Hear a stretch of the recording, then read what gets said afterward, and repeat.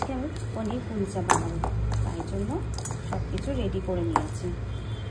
গাজর আর পনির আর ধনে গুঁড়ো, জিরে গুঁড়ো, আদা রসুনের পেস্ট অল্প করে দিয়ে ভালো করে মাখিয়ে নিয়ে এই পুরটা লেচির মধ্যে দিয়ে দিলে তারপরে ভেজে নেব।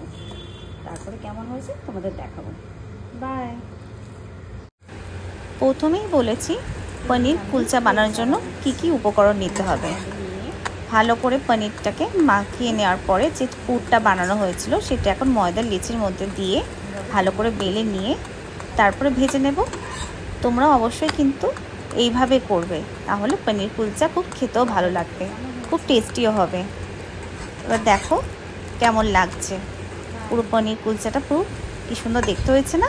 তোমরা অবশ্যই লাইক, কমেন্ট, সাবস্ক্রাইব করে দিও নতুন চ্যানেলের জন্য, ভালো লাগবে। বাই।